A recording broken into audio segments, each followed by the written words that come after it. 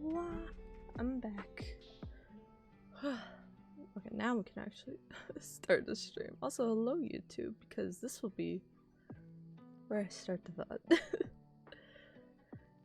But yeah, essentially just to cover what I said before the BRB, we are going to be pausing this blockout because we've got a lot of stuff to stream throughout October and November, and starting like next week, we're actually going to start planning our Blocktober plans, which we'll be jumping back into UEFN, Fortnite Creative for. So we will be getting back to making this map prettier at the end of the year, probably December, but I want to finish replacing some of the major blockout pieces today, so that the initial art pass is done, or the initial like structural art pass is done, and then we can just focus on making it pretty, genuinely, with all the little detail stuff at the end of the year. That'll be fun, but we've got to get the yucky stuff out of the way first, so let's go ahead and start doing that. So we are going to add a... Good lord, we probably don't need that much.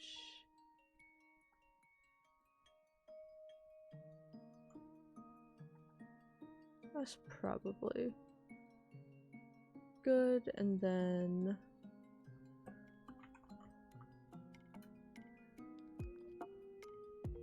I thought we had a landscape material already. I forget what it was called. I guess for now we'll just let it be the orange material. I think all of that's right.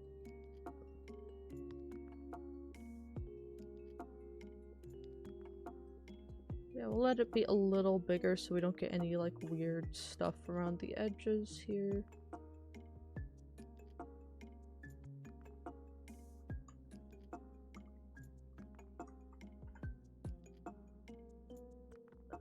And we'll hide the block up for a moment. Or did I put the cube in art? Or wait, this, oh, I already had, that is the landscape. I put one in already. I was thinking ahead.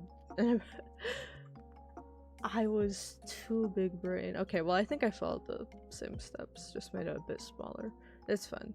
Who put this landscape in my level? It couldn't have been me. But yeah, this map, landscape-wise, we don't have to do much.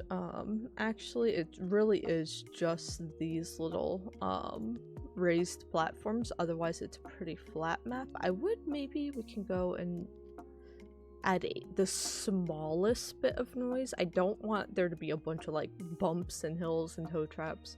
Maybe the slightest bit of noise, around the edges of the map. Maybe a little bit throughout the cover. But yeah, we aren't gonna overdo it.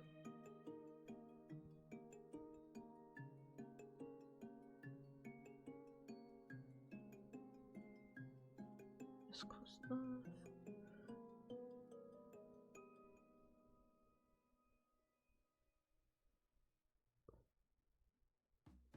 Okay, it's not snapping to that. So we're just going to have to assume.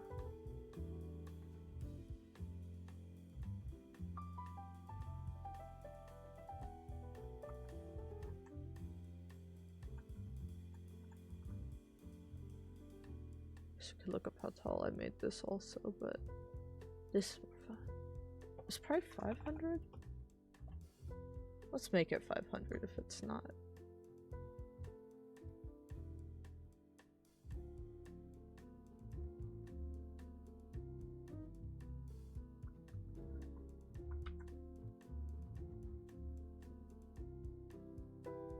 Make no fall off for the moment, just give me the exact shape I want. Maybe. Actually, that's fine. We're going for realism, right?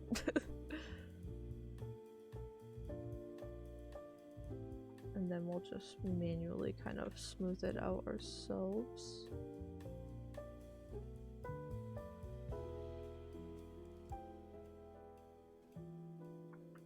Will we actually?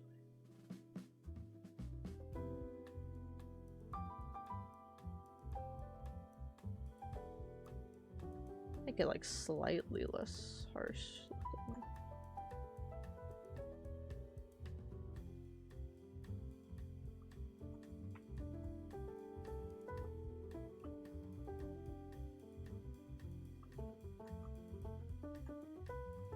I hate when the landscape does that. It starts like, why does it do that, man? Ugh, I hate that.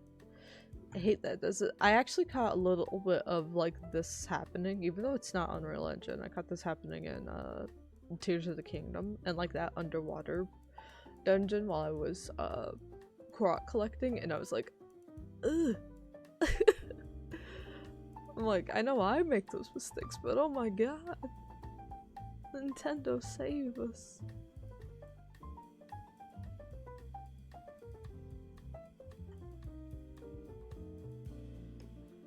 Can I move? Let's move this outwards a bit.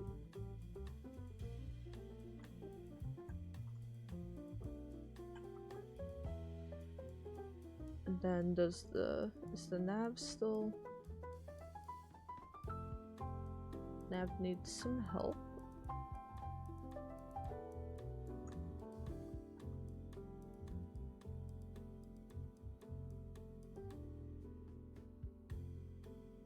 There we go.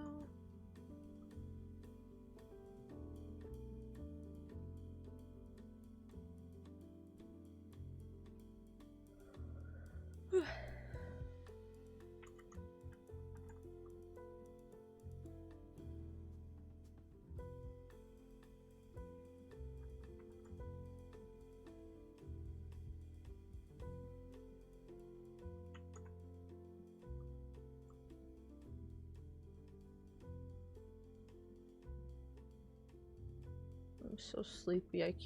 Queso's playthroughs have been fire recently. I mean, they've always been fire, but like his current lineup is like insanely good. So I have been falling asleep watching them live.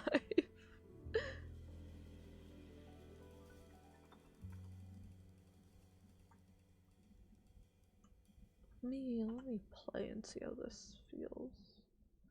Actually, I guess we can start unloading the blockout and seeing how it feels without it. I think we still have this issue on Spiral Tower also.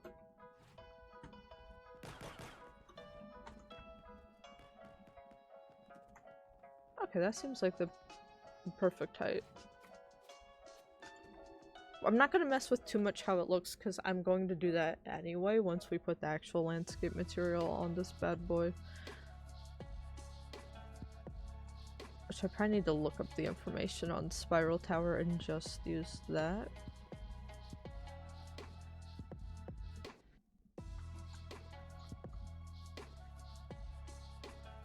But yeah, anyway, I've just been...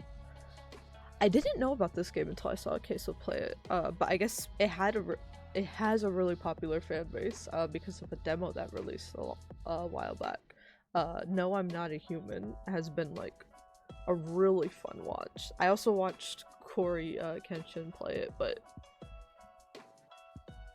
I wasn't hating on him the first episode. He was making a lot of Burleezy level decisions, but I didn't hate on him the first episode because I'm like, it's his first playthrough. If you're gonna have a bad playthrough, at least let it be genuine. You know, I'm a fan of that. And then trying to like really look into hints and like how to play the game for a repeat playthrough. But then he wasn't even done with his first playthrough, but he was like save scrumming a lot, which you can save scrum on your first playthrough of a game. I know like games like Baldur's Gate and JRPGs and stuff, a lot of people do that in general, but I'm a big fan of, and I like watching like a full playthrough being like, oh, I made a mistake, I need to live with it now, you know, unless you're trying to get a specific ending right off the bat.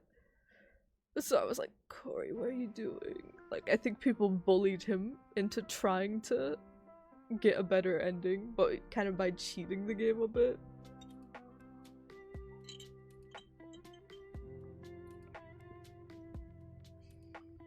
That's the thing, a lot of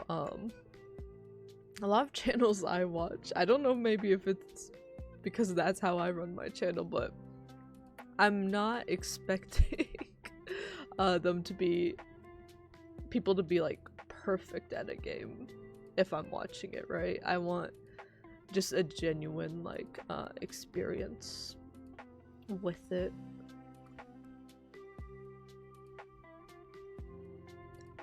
And that's, I guess that kind of goes into how I run the channel. I'm like, listen, if you're looking for people like that are actually good at games, this probably is not your stop for the variety channel you want to see, but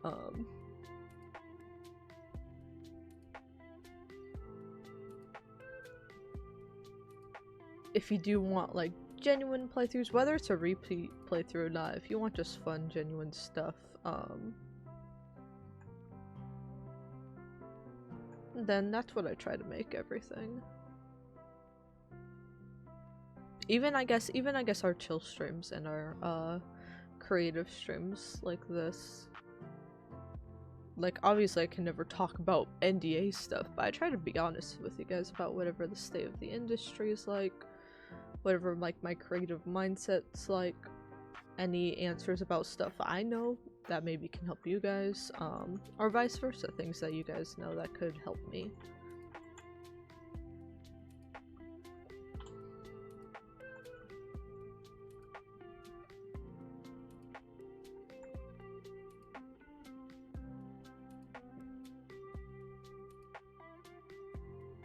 But yeah, all that being said, I've kind of got like, it's probably a bad idea. I've got a craving to like play a spooky game on stream. We don't have the bandwidth for any of that this year, even in October, spooky month. We don't have the bandwidth for that. I'll say that right now. But I have been trying to think about ways to incorporate that into next year.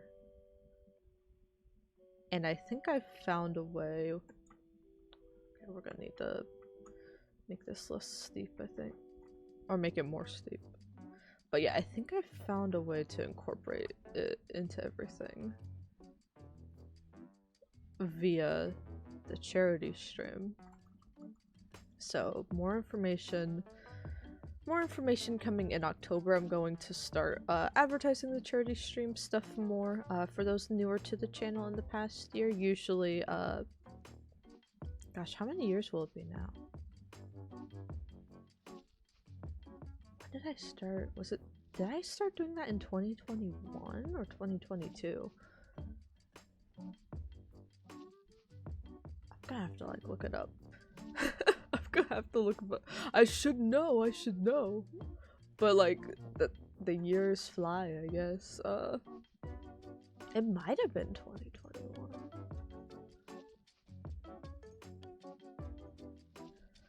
But yeah, I have done charity streams in the past, but I've been for the past few years now raising money for Extra Life on an annual basis. And we've got some really fun incentives that happen. That's actually why we're playing Elden Ring on the channel, is because that was a charity incentive that y'all met. And now I must play Elden Ring. And we have been, surprisingly, like the last 2 streams of Elden Ring. I don't know if it was just me, but I felt like I could pass as a person that was like decent at the game. Granted, my mimic was doing a lot of the work, and I had a like magic weapon like maxed out. And I I think we ended up being over leveled for some of the spaces we were in. But Elden Ring's a game where I remember on launch seeing people complain about, oh, if you like do these types of builds or you use this even though the game provides it to you, you're not really beating the game, right? You're not actually good at the game. I remember seeing those takes a lot. And I guess I kinda get it because the things I'm doing are definitely making the game easier. But also I don't think I'd be I don't know, it's a reward system. I had to work hard and get a little better at the game to get each of those things in the first place. So it doesn't feel like the game's just handing stuff to me. And Elden Ring's also a game where even if you're maxed out on stuff, like the smallest enemy can still come up and like finish you off, right? You kind of always have to be on your toes. So yeah, everything feels very earned, I think.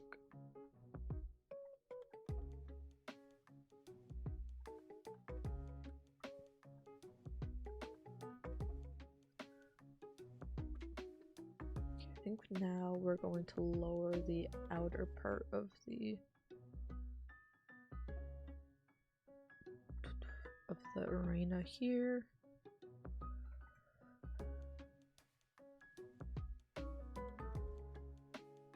Yeah, just set it to something very, very negative. Harsh fall off.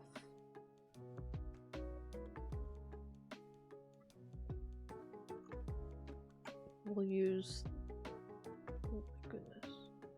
Maybe that was too harsh of a... my goodness.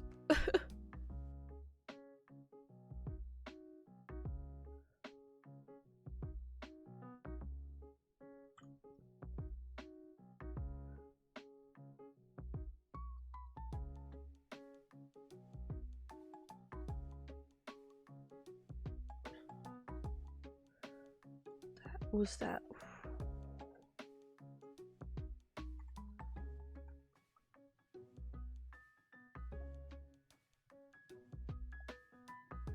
No!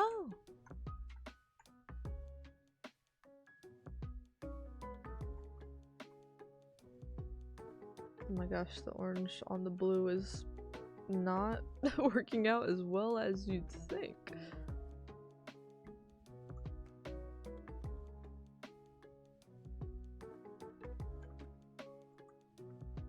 Okay, that's too... ah, that's too sad.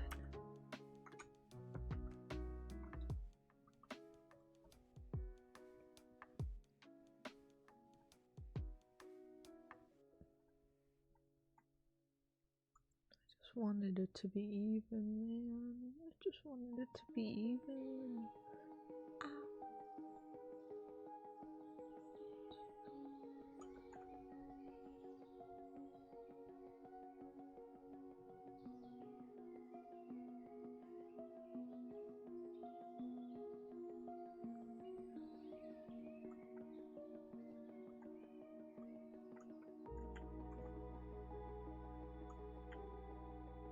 But yeah, it's fun. Even though I currently work on like a spooky game, I don't usually play them myself, so I like to watch other people play them.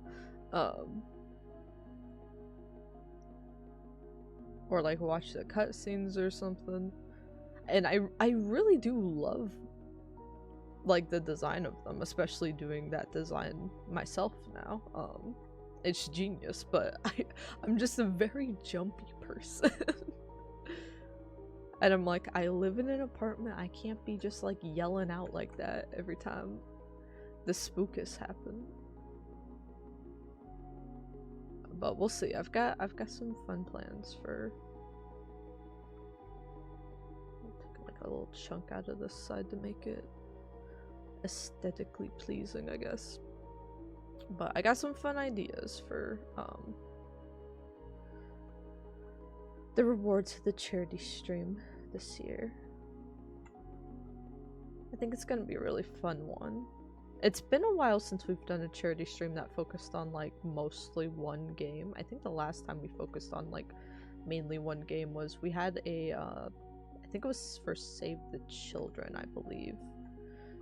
we did a charity stream back like my first few years of streaming when I was youthful. Of like pretty much doing a full Mario Odyssey playthrough on stream was the goal. I think I did that. I think I had to break it up over 2 days. I'm like, oh, I could play Mario Odyssey all in one sitting because I did that when I first got the game. And I just must have been built different. Because I remember getting like motion sick and being like, how did I beat this in one day? What the hell? I've been meaning to replay Odyssey actually since Bonanza came out. Because you could just tell the team loved making Bonanza so much. So I'm like, new document to sign for what? For my medical appointment? I'll look at that later. Yeah, I've been meaning to replay Odyssey. And now I have more reason to replay some of the Mario platformers, to hype me up for Mario Galaxy 1 and 2 coming to the Switch, which I'm very excited about because of the channel aesthetic, but also it is expensive for some ports. They're not even like full remasters or remakes. There is additional content, so it is a bit fancier than your average ports, and they are phenomenal games. But I do think I'm definitely picking them up, but I will probably wait and get them with like Christmas money, around the holidays and stuff, when I'm already in like a spendy mood. Same with like, I'm probably gonna wait till like the Black Friday and Thanksgiving sales for the new Sims 4 pack. Like, the new Sims 4 pack actually doesn't interest me that much until I thought about, well, it's outdoors, so that will help with some of like my Decades Challenge items. And then I'm like, I saw they have like a Love Island challenge. I'm like, that will be really fun. We definitely need to do that during the holiday season on stream. That will be a lot of fun to do with our characters. But other than that, I'm not really interested, and I don't know if it's worth a full $40, at least on launch, when I know. I think they actually already launched the base game update. I don't want to see if it's broken or not. I'm too scared. So we'll just see what happens. But I'm like, if I'm gonna buy it full price, I'm gonna wait till the bugs, or the game crashing bugs that'll surely happen, are gone, and then I'm gonna wait till I'm buying other packs that are on sale, even if the new pack doesn't go on sale for Thanksgiving, just while I'm already there and buying bundles. Yeah, there's so much new stuff that I would love to buy right away, but everything is like super pricey these days, so you gotta make decisions. So I think Sims 4 waiting till Thanksgiving, and then Mario Galaxy games and Prime 4. It hurts me to say waiting Prime 4 until Christmas, but it's so close to the holiday season anyway. And yeah, we'll have I will be buying like 3 Nintendo games like the less than 2 months before Prime 2 drops. So I'm like, or Prime 4 Prime 4 drops. So it's like, you know what, we can wait until Christmas. I wasn't planning on streaming Prime 4 anyway, because despite working on first-person shooters like my whole career, they can make me motion sick as well, and I don't want to put y'all through watching me hurl at probably a Game of the Year contender. I don't feel like that would be an accurate opinion of my game. So I won't be able to speedrun it on my first playthrough anyway, because of that. Like you can kind of do with, I can kind of try to do with the 2D Metroid games, but it takes me longer to do the 3D ones for sure. Let me actually, let's do some playtesting here while I yap, instead of just spinning the camera around. Let's do some playtesting.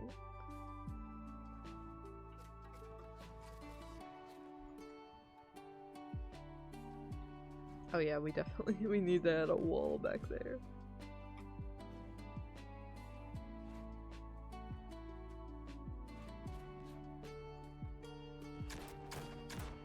Oh yeah, it's messing with the lighting in here too. It's messing with the lighting, no! Oh, because I put the lights in the blockout. Let me fix that. Y'all are moving. Okay, let's go ahead and put a wall up here too. Or can we just... no, there's gotta be like a giant... There's gotta be like a pre-made fortress we can drop behind this, right? Blueprints. Spline tool. I guess we could just use the spline of this. Ooh, my goodness. It had to think for a moment there. That's fine.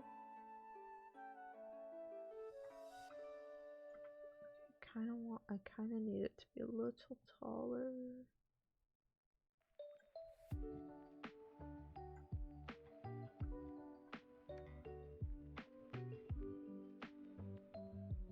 I also need it to be like this way. I just stretch it a little bit. Little bit.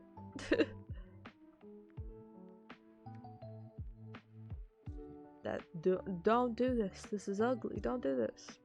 However, okay, let's put this into art as well.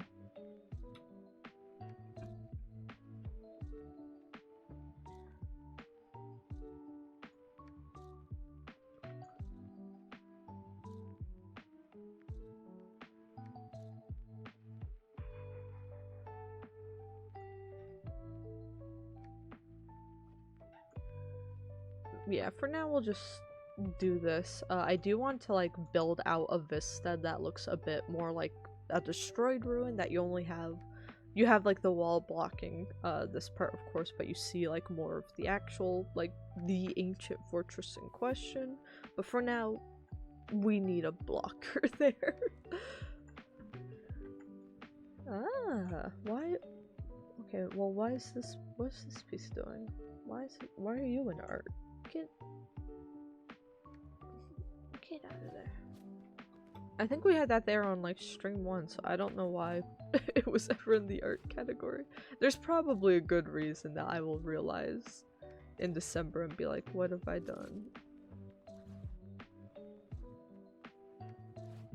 Oh, that's right, we have the issue on the ramp with the... Oh, that's a December problem. We just gotta get the structural stuff in today, but that's definitely a problem. Oh, someone already got the good gun.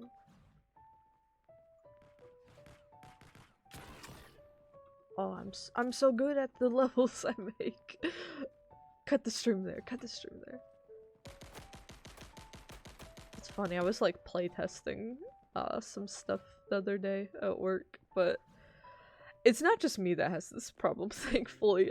It is a thing with game developers where, unless you're like in QA, or you're working like specifically on like a lot of gameplay super specific things, you kind of don't have to be super cracked at games, thankfully, to make them.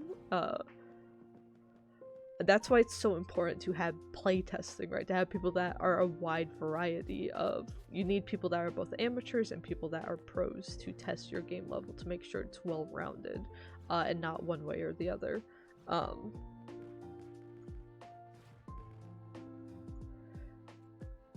So I just sometimes, even though I've been playing games my whole life, sometimes I feel the need of an amateur if needed.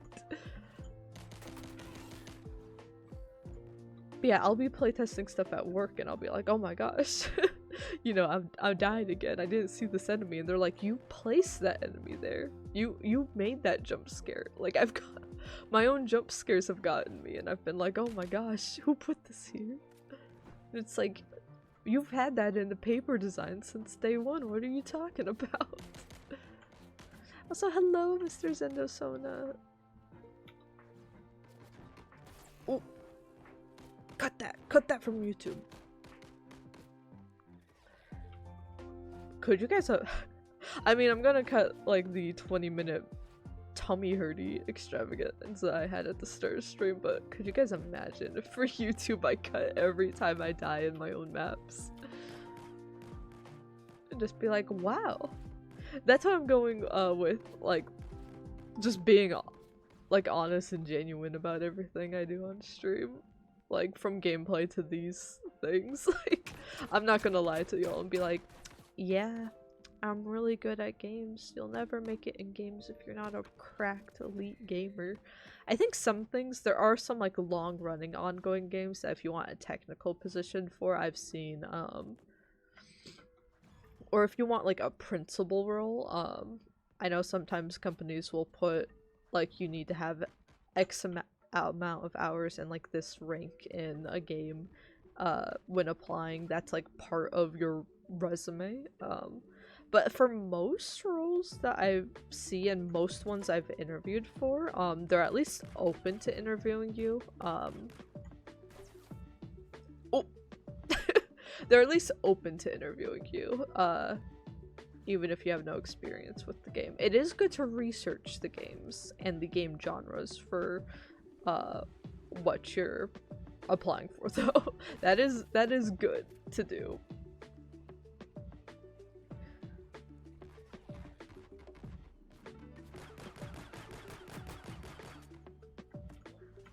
Should we move? Didn't we have a piece of cover right here, or am I going? Let me stop playing. Yeah, what? Oh, some of the cover pieces are in the blockout level because it's the genuine cover. That's right, that's right. Okay, let's hide cover revisions first. Let's start placing some cover here then. Or wait, let me save everything. Let's go to Spiral Tower real quick and see what the material we're using on there is for the landscape.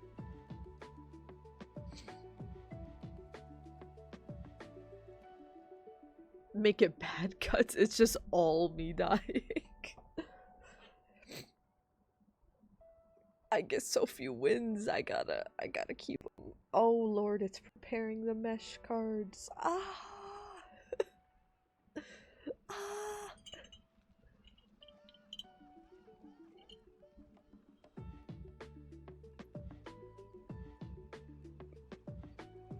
This coffee's good. I'm just using like a sweet creamer with a Cinnabon coffee base. It's pretty good. I'm very excited. I'll probably will not shut up about it tomorrow during the Anime Horse Girl stream. But tomorrow night, I think, I'm going to make the apple crisp coffee syrup, because if you guys have been keeping up with my basic girl coffee updates as we go into the seasonal last 4 months of the year here, I'm actually usually more of an apple drink person than a pumpkin one, at least at the start of fall. Like especially September reads apple to me and October reads pumpkin. But I've gotten them mixed up in inverse this year because I kind of threw a tantrum that Starbucks wasn't doing their apple drinks. I was like, it's okay, someone else, like local or corporate, like some other coffee place is going to do apple, and no one. There's so many coffee places. There's probably like a dozen different ones in a like 20-minute radius from me, much less like 30 minutes, like doubles that number. But like not one of them has like a genuine like apple sauce or syrup this fall. So I was like crashing out completely, and I was like, that's it. I looked up recipes. I'm like, I'm going to make my own because we went to the orchard last weekend. I'm like, we want to make that like a seasonal thing we do, so I'm like, that's it. I'm gonna make the apples, do it myself. Well, one, we pull up there and they also offer their own syrups, so I did pick up an apple cinnamon one. Not quite the like darker apple crisp one that I want, but it is still apple and cinnamon and it is still gonna go in my coffee, so there's that. And then Starbucks did.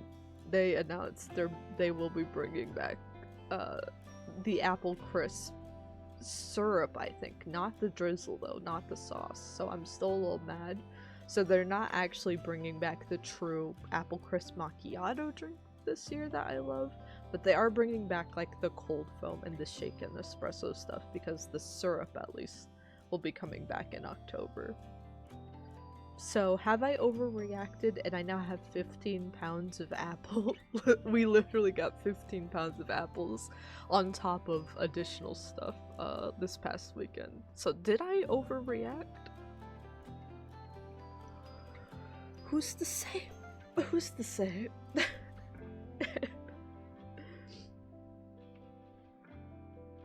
But yeah, I'm going to be having a lot of apple. Oh, that I edited the cube instead now. Okay.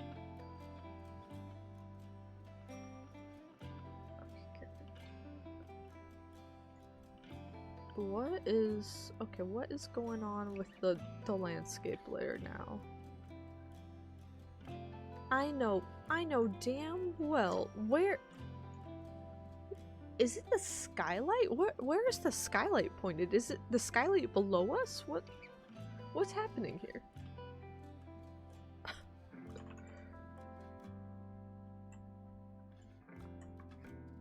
I know. What is happening?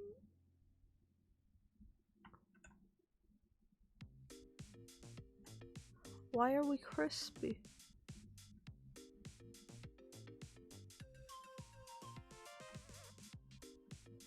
It's almost like inverted. What?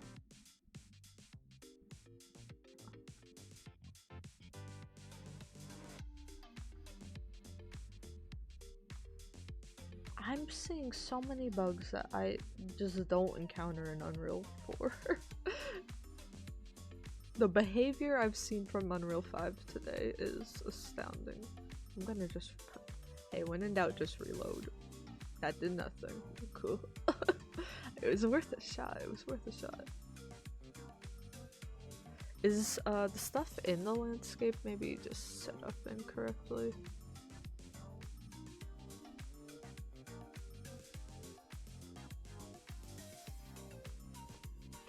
It could be the paint settings actually. Let's jump back over to Spiral Tower and remember how I set that up.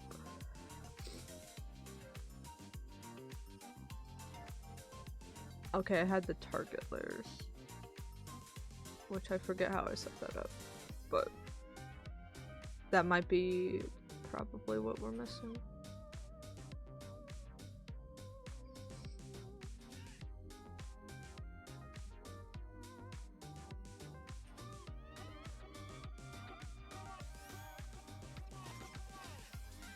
Wait, I forgot how to set this stuff up.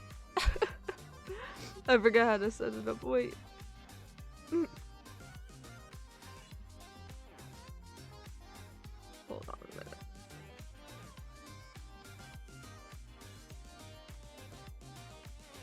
Aha! Create layers from assigned materials. There we go.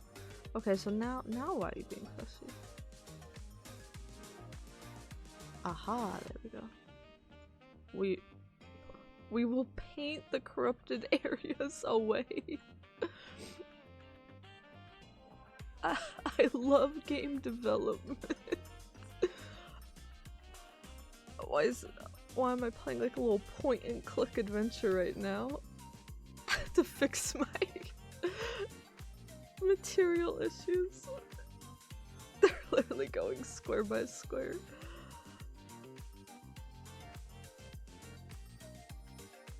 I got my degree in this.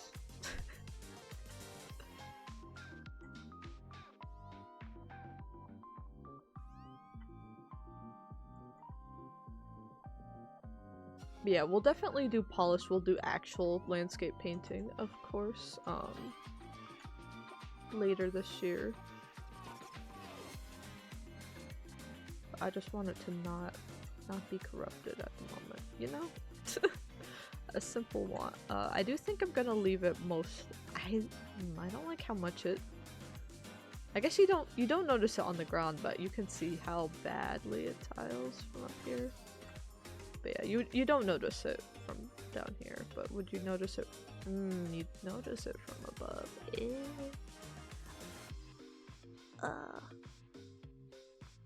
what if we had some dirt? Wait, undo that. I've made a mistake.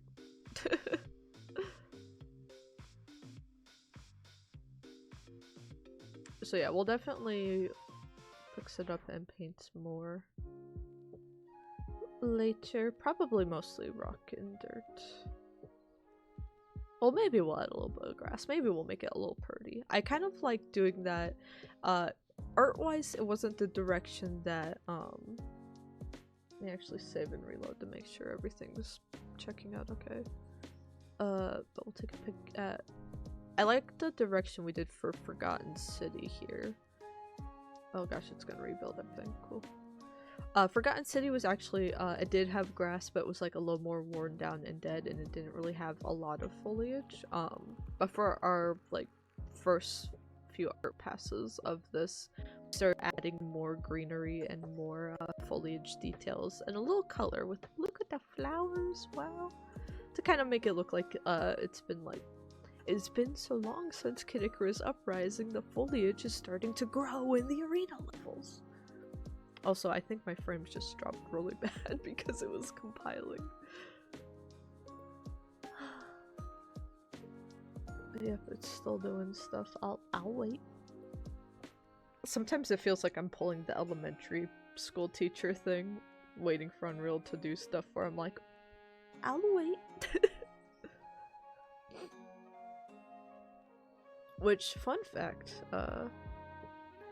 about me if y'all didn't know, I think I've said it a few times on the channel, but originally I wanted to go into elementary school teaching. I wanted to be a teacher, and part of me would really like to go back to that one day. I do think it's really hard, because one, I have a digital footprint, not a bad one, I don't think, but I do have the digital footprint of being a game developer, and if that wouldn't upset the Midwest moms in the area here, which I'd want to teach in my home area, as as miserable as it could be sometimes, that's why I'd want to help, right?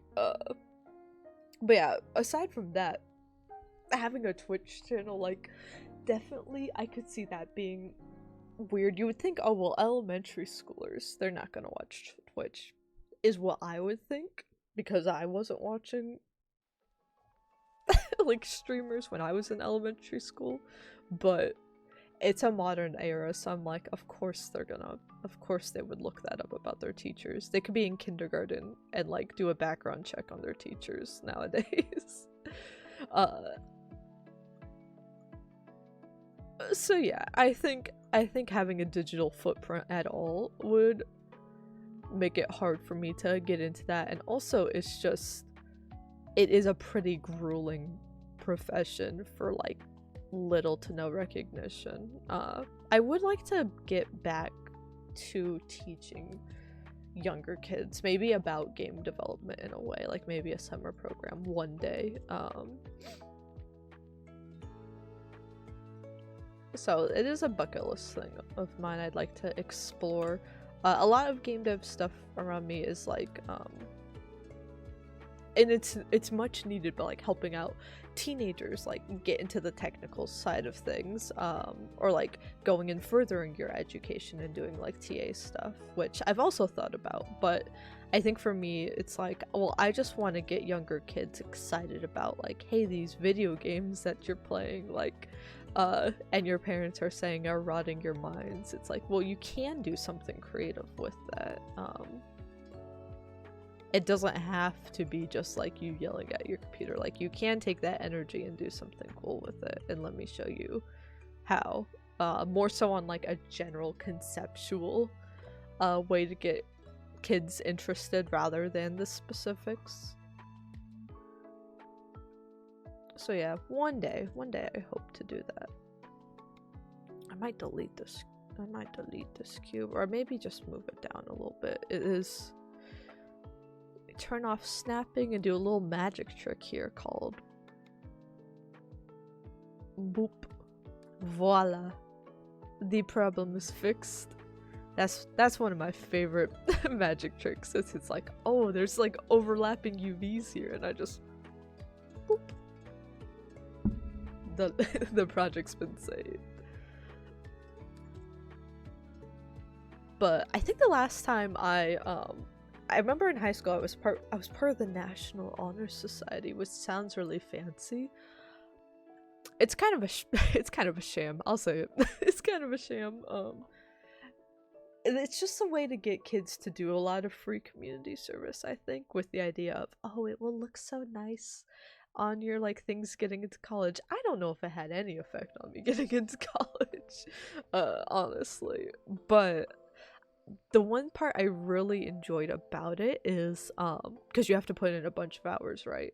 Honestly, a ton of hours on top of like they're doing this your senior year when you're trying to get into college anyway. It was kind of messed up, but to fill out most of those, I did like this weekly thing where I would, after my school day ended, the elementary school right next to it still had an hour, so I would just like walk over there and I would be like a teacher assistant for, I believe it was a 2nd grade class.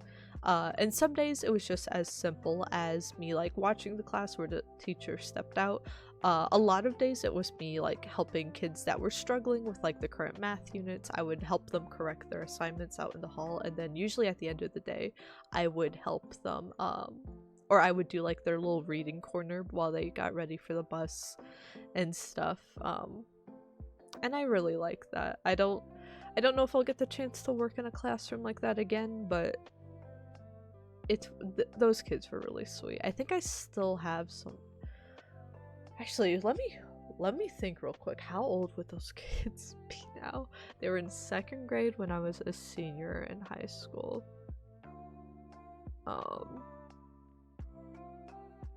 So yeah, throughout college that would be... Oh my gosh, what? I'm blinking. So then they'd be in 3rd, 4th, 5th, 6th. And then the years since, what, 2021, 2022, 2023, 2024, 2025? Are they juniors in high school now? Oh my god. They're people. Oh my god. It's been almost, wait, that means it's been almost like a decade. Oh my god. The children. But yeah, they were really sweet. They were really sweet to me.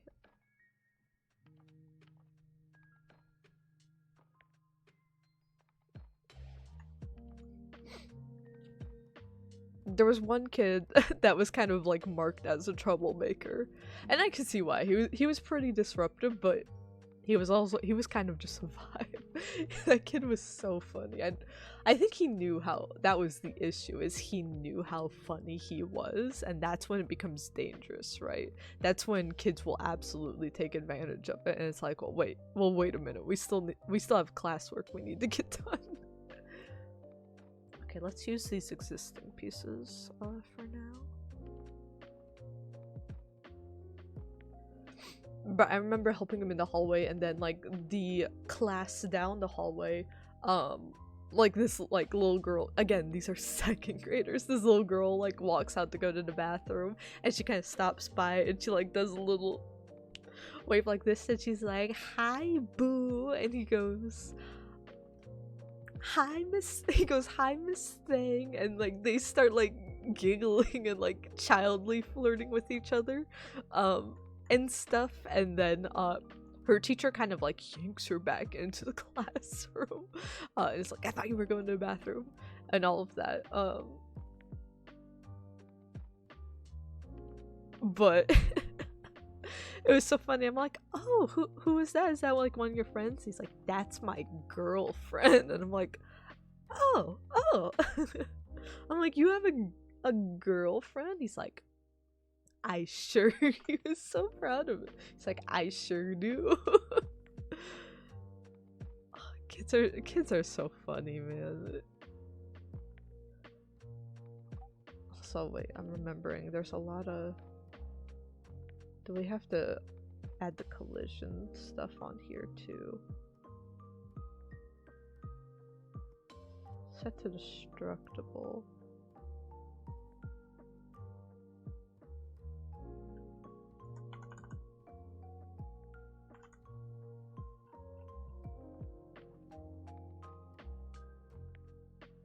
No, I have to set the collision profile per level, but I forgot what it.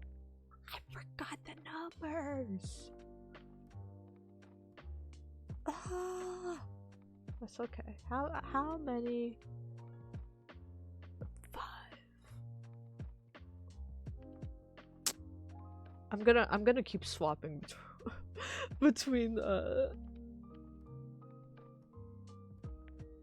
these levels because I need to remember. I wish it saved the collision profile. Let me double check, but I'm pretty sure I've checked this before, right? And the collision profile has to be on the it has to be on the individual instance, which dare I say is booty cheeks. Like how does that help me at all? Default destructible. Okay, I can do stuff like that. So we're just gonna have to keep pulling up the fracture menu, I guess, to check, but let's do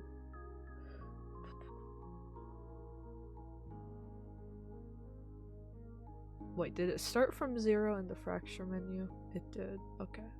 Just making sure there's no funny business there. Let's do like default for 3.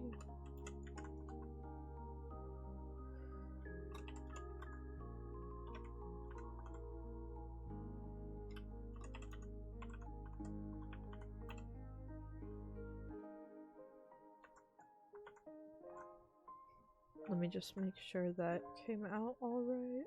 Or wait, I put it in the. What am I doing? I put it in the persistent. Have I lost my mind? Get in there.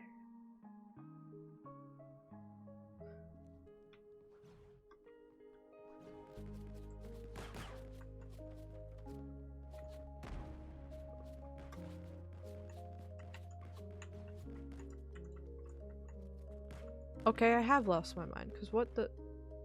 Oh wait, I need to set the I need to set it to default collision, don't I?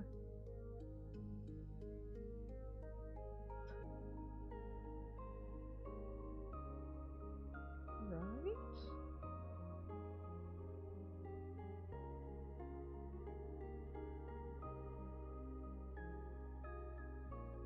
Why are you on... What? Huh?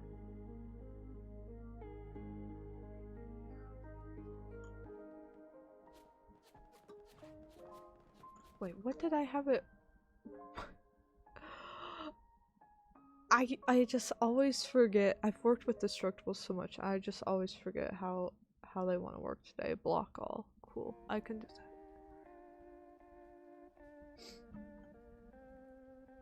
Like there's so many specific things you have to set. Perfect. Let's see, where else can we use this particular instance of it?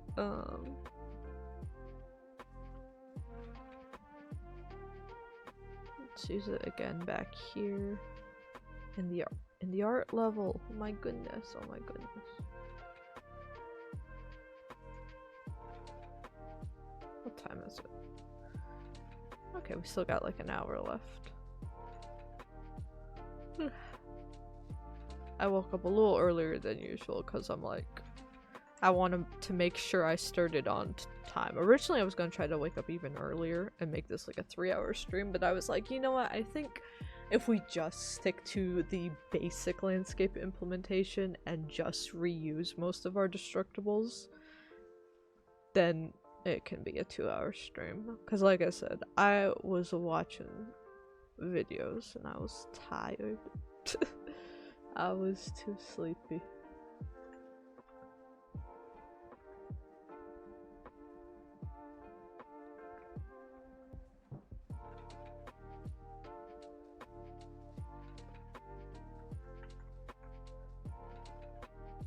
Got some of these like chunks of stuff here. Actually, yeah, I'm not feeling it in the mood, I guess, to fully take chunks out of the other destructibles right now, so we'll see what we do there.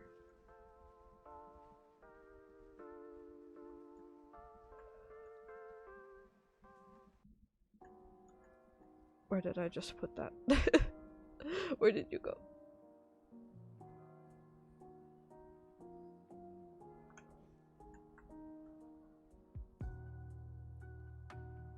Why is this one a little lopsided? What happened to you?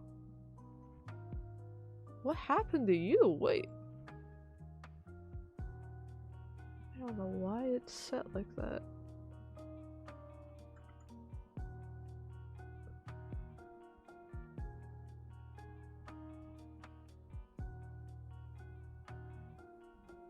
Let's just put them like that.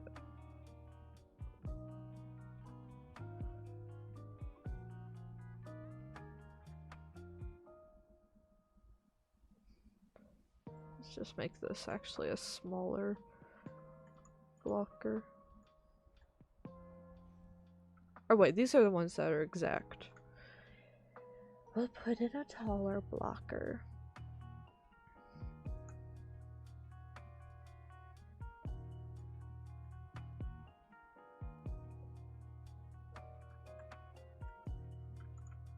Oh yeah, we wanted to do a noise pass on this also. We can do that in a bit.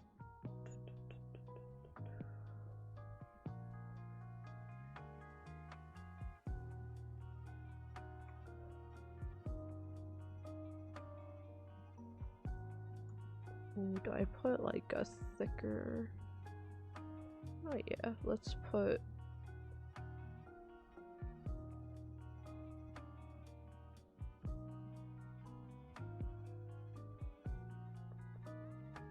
Or let's just... You're coming with me. Actually, why do I have snapping off? What am I doing? Now we've gotta get this pinpoint accurate.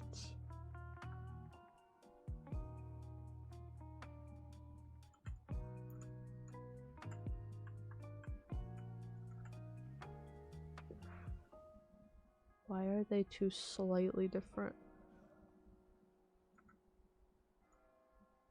Why are they two slightly different lengths? Is this one the ones I altered? Get that collision profile out of there. No, these are both 1-to-1, but they're...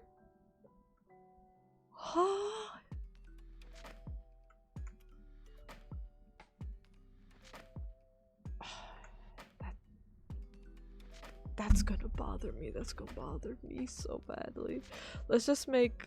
Some of these are gonna be a little shorter than I have them here. And then we'll see how that feels. Actually, I do need to be doing the collision stuff. What am I doing?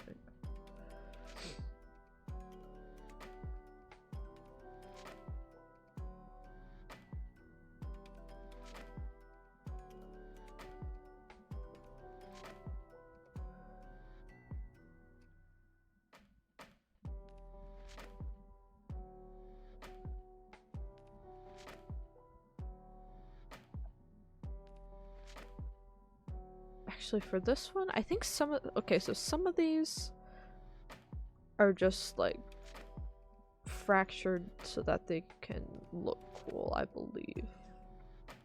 Yeah, if they only go up to level 1, I believe they were fractured just for visual purposes, so they can stay on block all.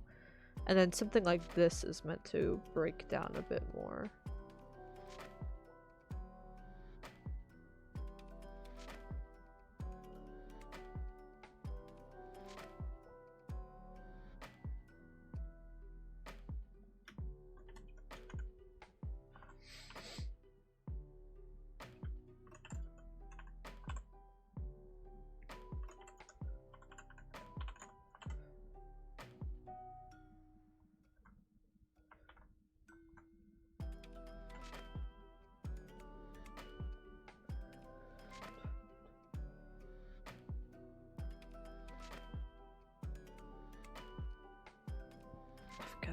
Hiccups, oh my goodness. I ate like a bagel right before bed because I was hungry. And I think that also has been messing with me.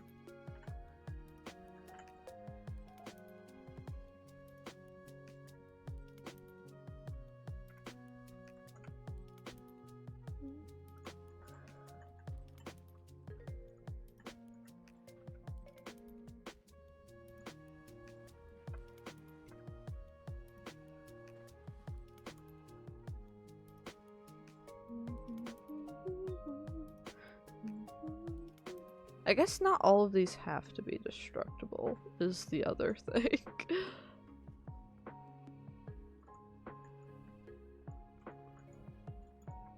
Like, this can just... You know what, actually, yeah. This can just be a wall, and then we can add some chips out of it later. But it doesn't have to be a destructible one.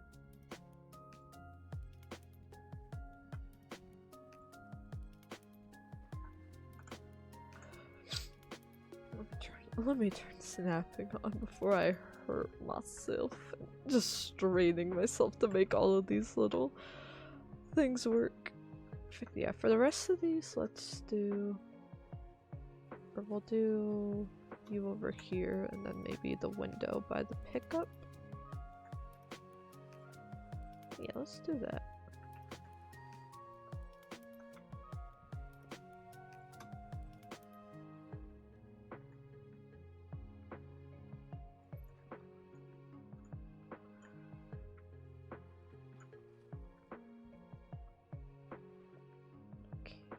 Hide blockout. Okay, hiding the base blockout. That looks like the basics are accounted for now, which means just save everything. It's on to the cover revisions, which are the little extra bits we've added in.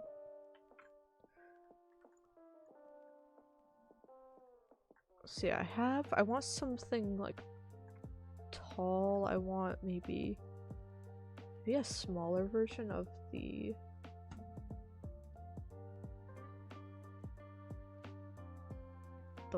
spiral that we have. Oh, let me get out of fracture mode.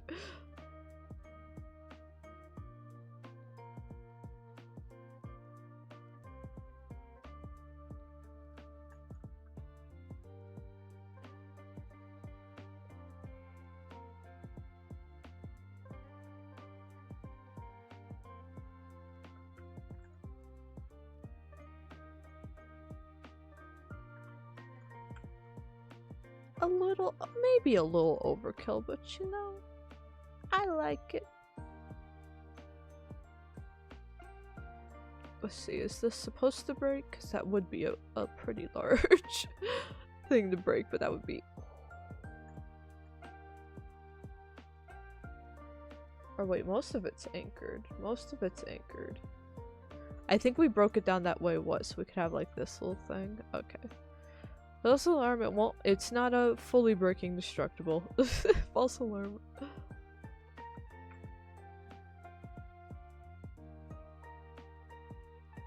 So actually, here's what we're gonna do.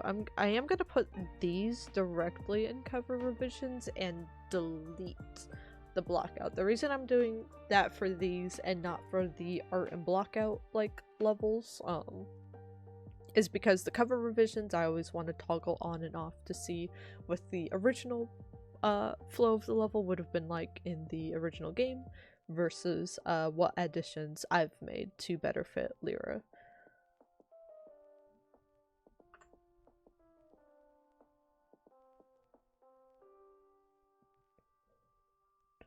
So yeah, let's just put a nice looping blocker, never hurt anybody.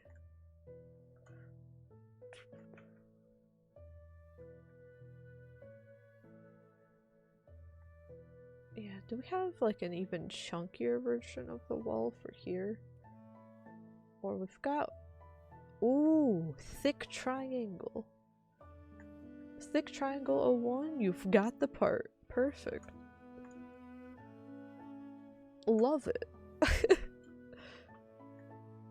Actually, yeah, we'll turn it a little bit this way so you can split. Ooh, that is perfect.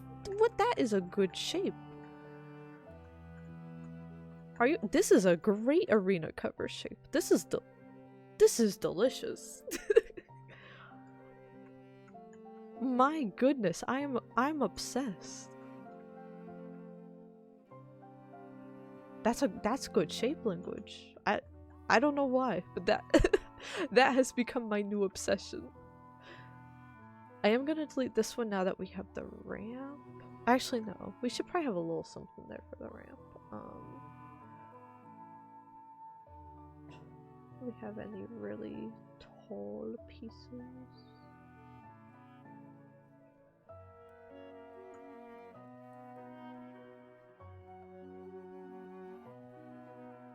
Oh, we also have these wooden pieces. Maybe we could do, that's what we could do out here, is a little like wooden setup.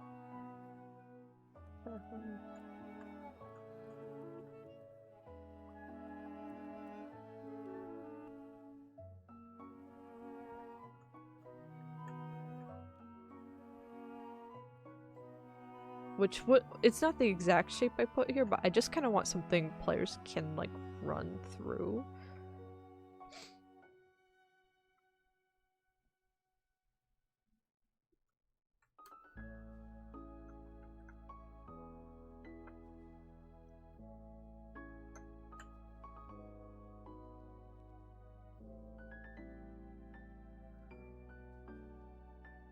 So I don't know if it'll really merge into the type of shape language I'm wanting.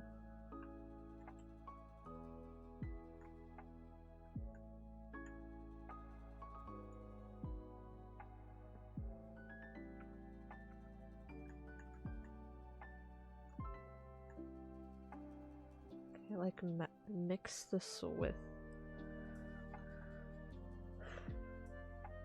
like a window. Like if I can mix that with that.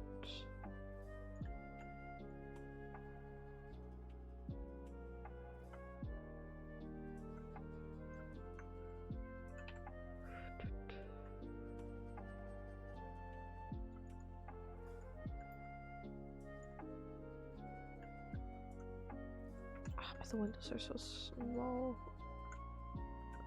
I do think I want to do something with this though.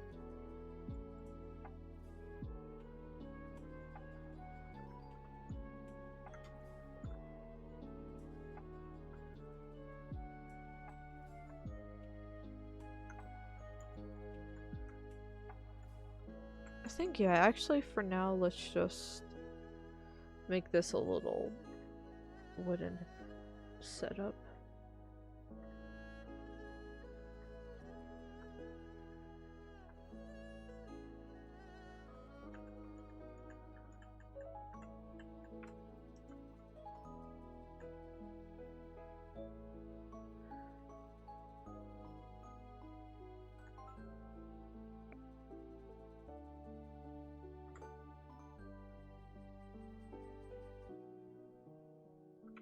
You know, we've got little structures like these. If we wanted to like line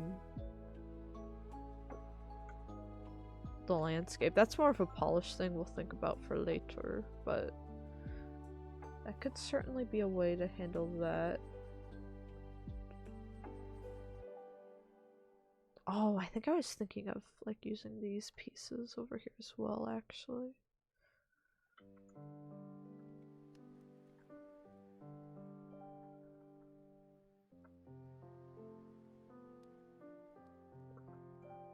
But yeah, these wouldn't line up the way I had thought either.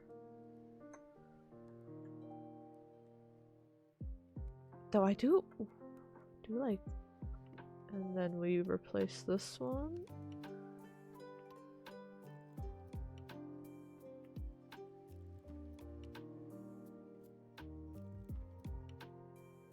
Hello. Yeah. Oh, I do like this idea.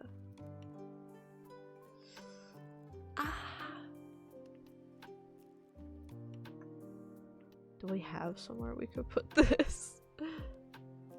I don't want to put it right next to this. Maybe over here, actually. Maybe dare I say over here? Yeah, let's try a little something over here and bring... Yeah, this is part of the...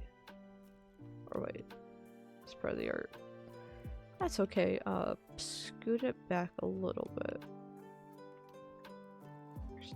Put like a little bit there. Or you know, I overreacted. It's just fine where it is. I overreacted. I'm gonna actually just delete that one. I feel like it does need something maybe here, but maybe one of the smaller destructibles? I guess we could do maybe... Ooh, maybe just something like...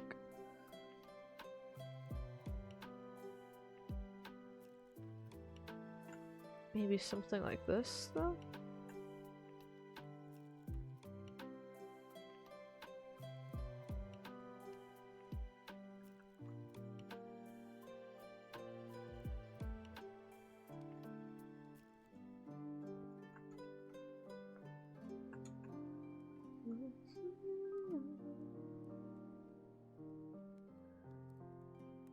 Goes down to level 3. We'll just make level 3.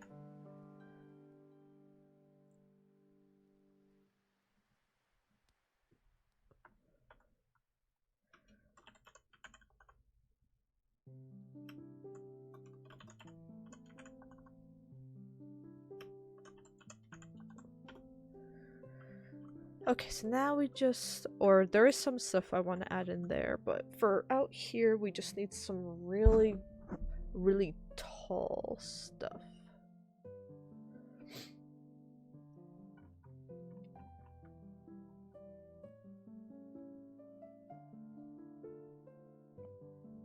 We could also make it maybe a thick gate with like... Ooh, we could do something where these are the entrances. Actually, no. I like that idea. I like that. Yeah, they don't have to be spaced as exactly as I placed them here, but this adds just a little hint of flavor. Do I want to add one more over here? Yeah. Yeah, I do. And then we'll add... It's a little taller than I imagined, but I think that's going to be okay.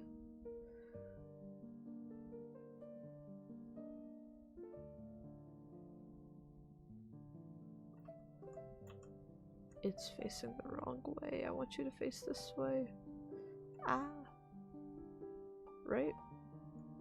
Or wait, no, it was facing the correct... Ah, redo. I didn't mean to...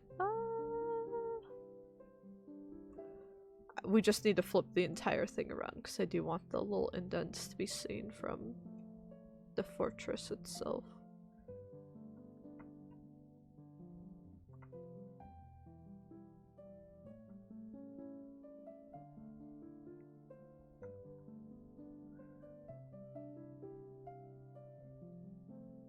then maybe we can add either. We should probably, what I want to do, we'll see if we have time to, get into any destructible stuff today.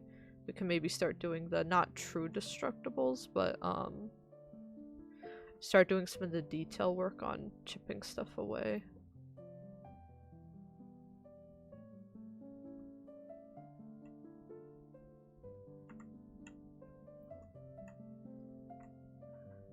Yeah, I think that'll really help spice this up as well.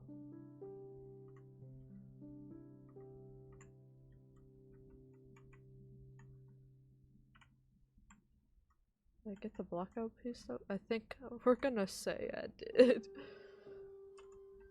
Yeah, I think having like a chunk out of the middle and then some chunks out of the sides. Ooh, that's gonna look good.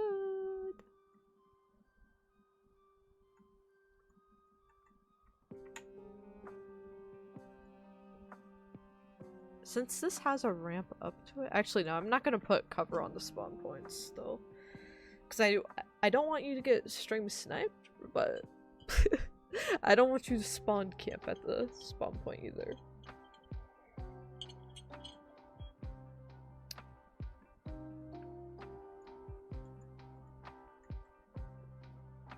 Okay, well, as is, let's do some playtesting with the way everything is right now.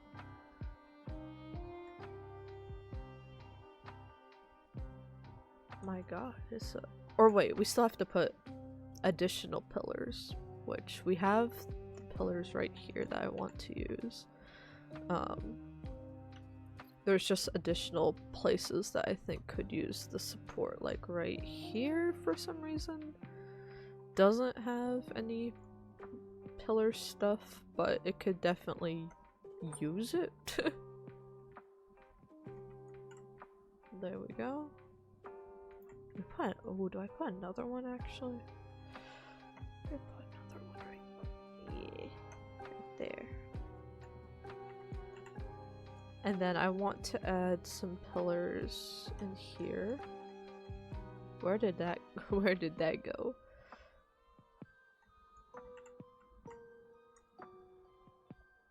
Hopefully, if we add another, it won't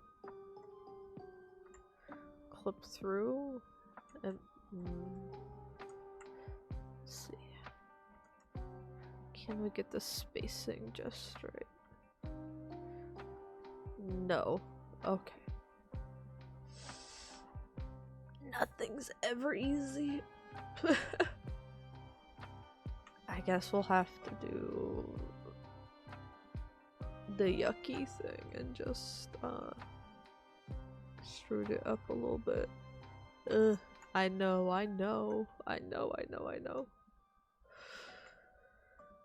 It's yucky. I'm disturbed by my actions, but it must be done.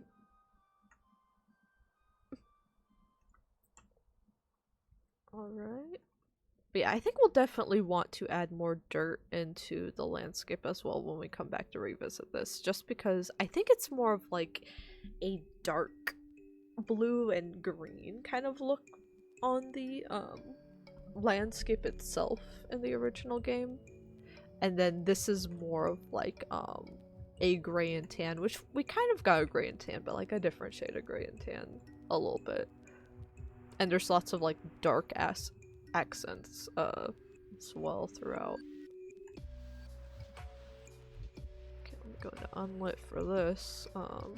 Yeah, additional pillars in here. Oh, I forgot we did this to cover up a this was to cover up I think a measurement error that I made, but you know, I like the support beam. I was kind of cooking with that one. Oh my god. I'm like looking at it like that. That's really nice. That's also why I like to sometimes take breaks from one map to pursue another. Maybe the normal ones would work stacked here. Or of course they would, because we can just sink them into the ground if they don't.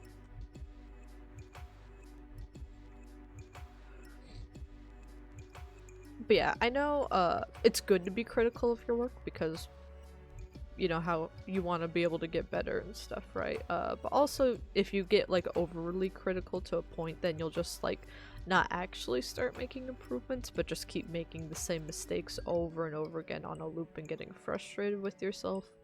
So sometimes the best like perspective you can get on a map is to just walk away from it for a bit, which is very hard to do if you're, you know, professionally. You can't be like, actually, I'm not gonna do my work today. I'm gonna walk away for a bit and get new perspective. I think the equivalent to that for your like professional work is to be like, I need someone else to take a look at this and give me feedback because I'm starting to go blind, or are there other tasks I could work on in the meantime and rearrange some stuff. But sometimes it can't be avoided, but at least for personal work, just taking the moment to be like, oh, this was something really smart I did. Or there's also been plenty of things I've looked at and I've been like, why did I do that? Was I stupid? What was going on here? It makes it a lot easier to document your thoughts and what things you want to change versus which things are kind of fine as is. But it's very hard to judge that if you've been looking at the same, like, level design. Map blindness is very, very real. Same with, like, combat blindness. That's why it's very important to have other people playtest your combat. Not just the different skill levels, but, like, I'm bad at games, but I could be fighting like 100 enemies off in a game and be like, oh, well, I've played this like 100 times by now, so I'm sure the people will get it. And then you throw it through one playtest and experienced people are like, no, like, absolutely not. This is not playable. So you gotta be able to pull yourself together and make those calls where necessary.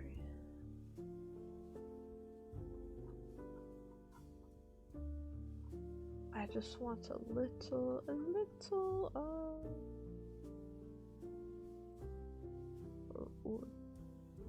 actually, what am I talking about? They have some of the merch stuff here as well that we could use.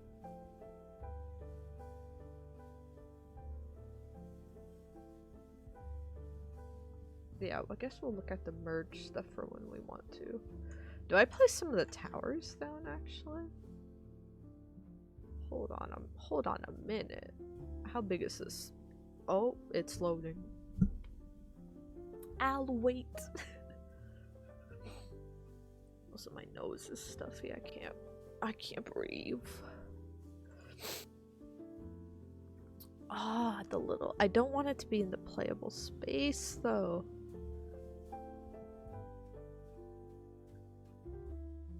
Maybe like facing this way, put it like over here,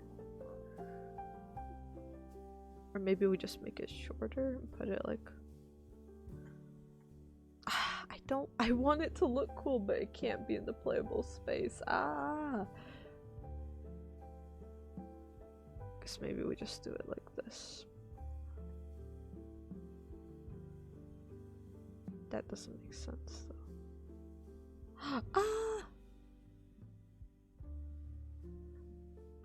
You know, this is a problem for another day, but I would like to put one of the towers down, maybe over here.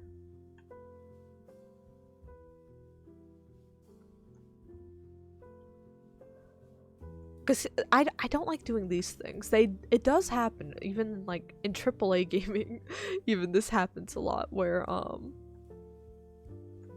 you have like something that looks accessible, like you'll have stairs or you'll have a door and you run up to it and there's invisible blocking, and it makes sense from a gameplay perspective.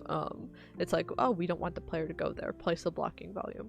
It would break the flow and break a bunch of stuff if they went there. But visually, like, this looks like you can go up it, so the player thinks you should be able to, and you don't want to let them. What's the point of this direction? They won't be able to get to this on this side. We'll just merge it into the wall here.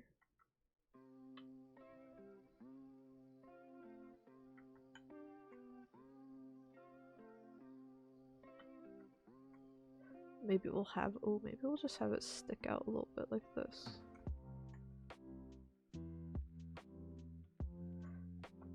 Maybe that's how we'll do it on this side also.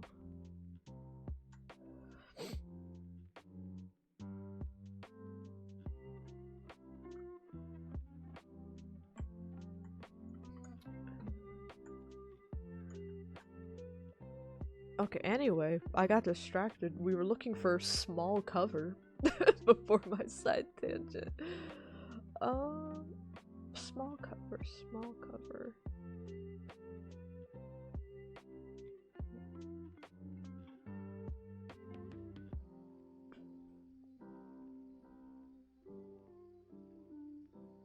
I was wondering we just take some of these that are like have interesting angles. We use those, but they might be too big for some of these.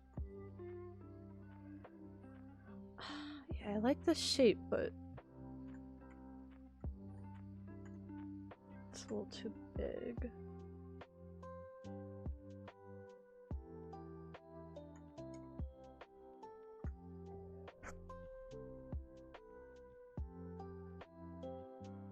Like, the simple answer here is we just use a stone wall and we sink it into the ground and boom, but I do want to see if there's just like stuff like this.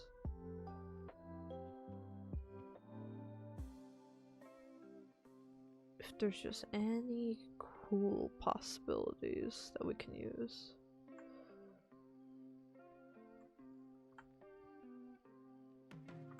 So I need to put this in cover revisions. What am I doing? Huh?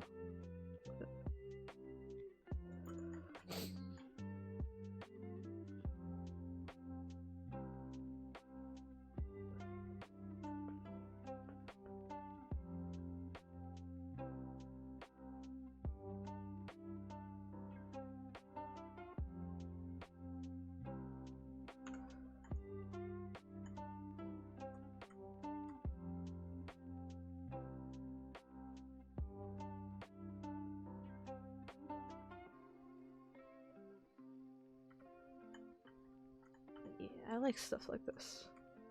Then we could probably do one of the more angled ones. Oh my goodness.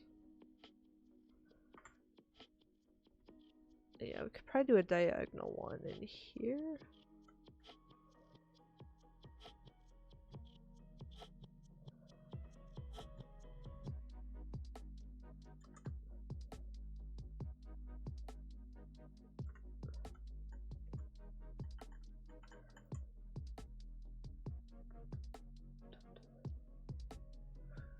My nose is stuffy. Why?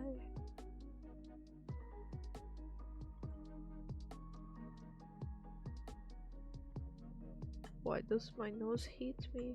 Actually, I wanna build out one. Actually, this one I might just leave above as like a little indent into the wall.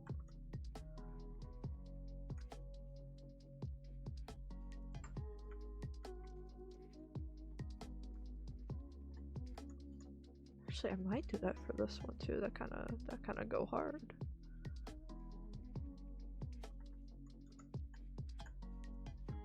Add a bit more full cover to the area. Okay, that's for that floor. I don't think we had any instances that we wanted to do with that up there. So now we need the genuine, like, squished down, the squishmallow versions. Whew, what are we gonna do?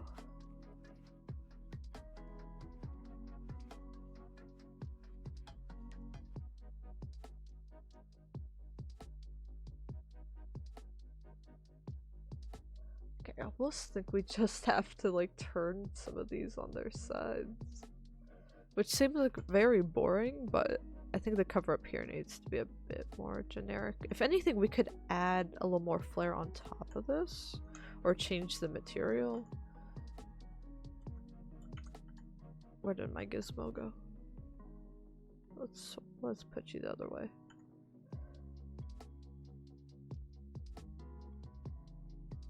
Does this clip through the bottom? Nope. Okay, we're good.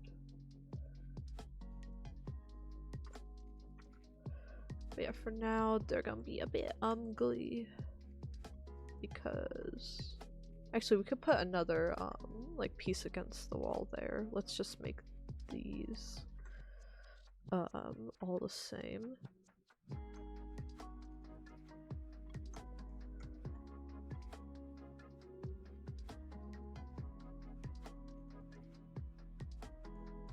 No, I don't want you. I want the block.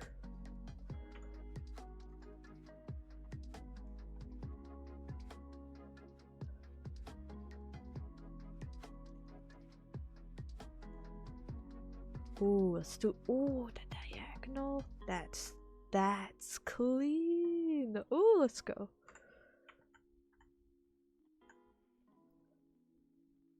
It's actually really fun. I'm glad. I really am excited to use like some of these cover pieces because it's kind of hard to, as a designer, find use for some of these pieces. Actually, this already has a break in it, so we'll leave it like that. But yeah, it can be hard sometimes. You have like these unique shapes, but you have like specific instances to use them. But like,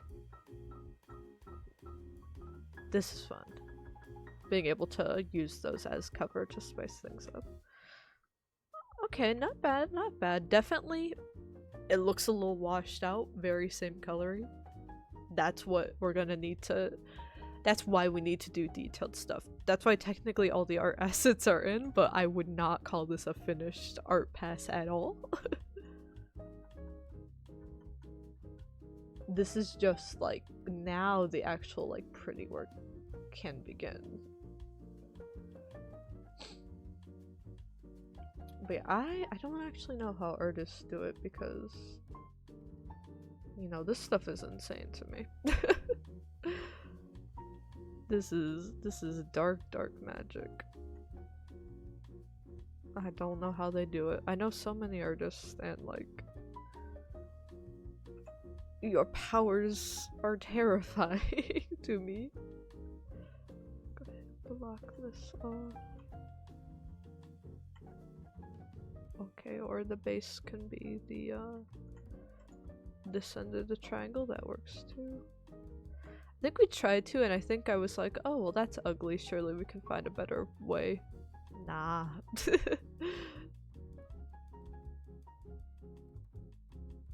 Oh, it's like the angle of it a bit.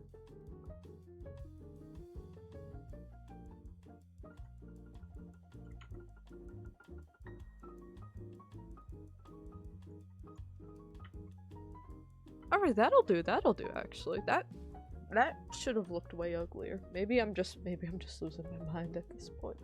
Except cover revisions on and off. Like, it looks so, and it could be because again, we haven't made it pretty yet. But it looks so naked without the cover revisions now.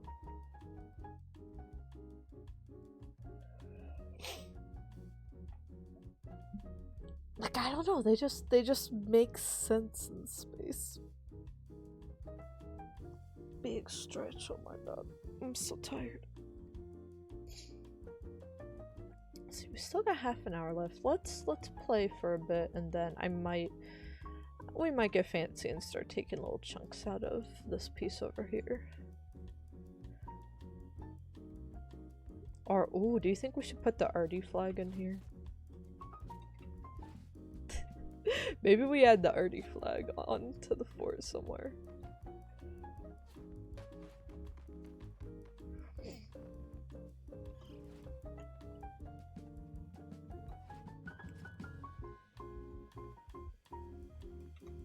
Or, ooh, we should make it a little cloudier.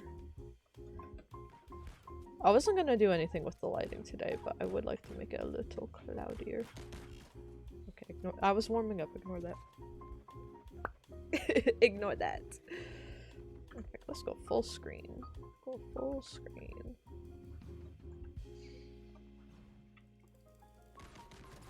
Ignore that! Oh my god!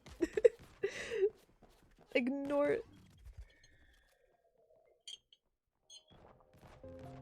Don't you fire at me.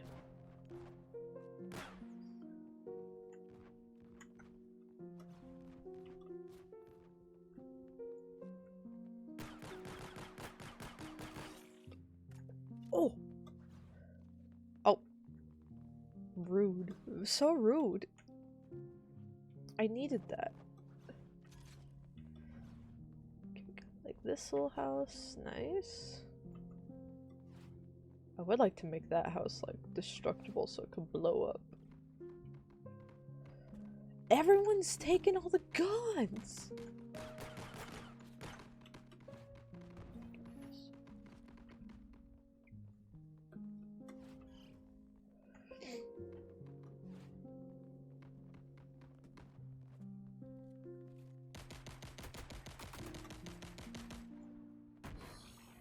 Oh my... Oh my goodness. Okay, maybe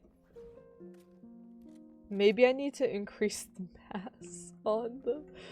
Or maybe I need to decrease the grenade a little bit. I'll need to replay test it, because it will affect all the maps, right? There was like a sonic shockwave that just rippled out through the whole arena. Every destructible shattered. But like, look at these cover pieces, man. Wow. And they're still alive. No!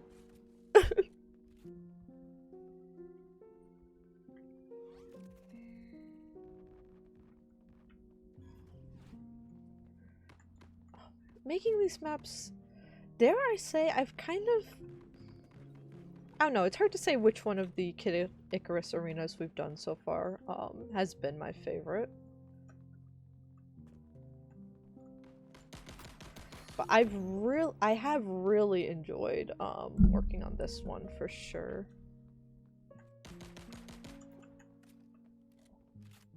I don't know, I feel like I've been more organized with this one, and kind of I've tried to like schedule plan down exactly, but I think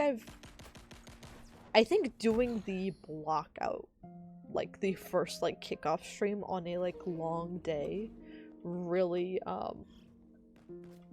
helped like lock in and really decide what I wanted the scope of this map to be, and then having a bunch of like shorter streams afterwards that are like, we're also like reusing existing assets we've already been working with Lyra, like having a lot of stuff set up already and not having to worry about debugging. And it could be the swap to doing these in the mornings instead of after work. I thought I would be like, especially doing on Friday mornings, I figured, well, there's still going to be the element of burnout there. But I don't know, it's like a really refreshing way to start the end of the week. To like kind of kick off the weekend, right? Okay, I've been playing horribly, but the bots are playing great, which, you know, is honestly not a bad thing. I do think let's go ahead and do a little bit of light destructible work on these.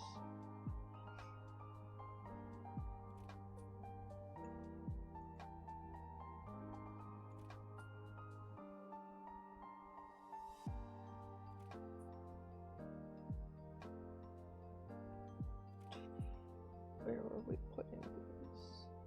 I forgot where I moved all of these to. Oh, did I put them in here? Into meshes? I hope so. Go ahead and delete that.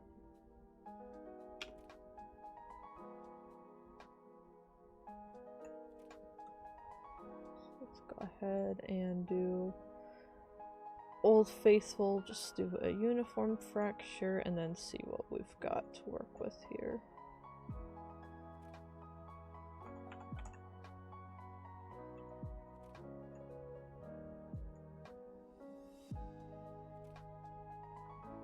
Oops, oops. I forget, how do I...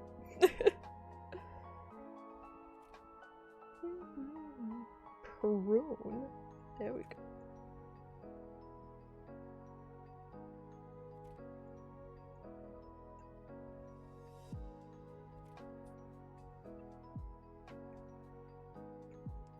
Kind of like how that looks. Do we prune one more maybe?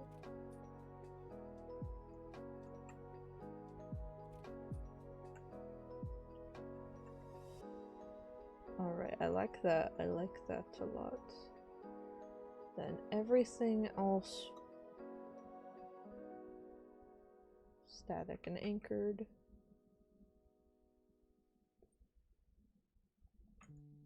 And I'm gonna leave bone colors on for now. And then we're gonna like mass apply the settings to all of these.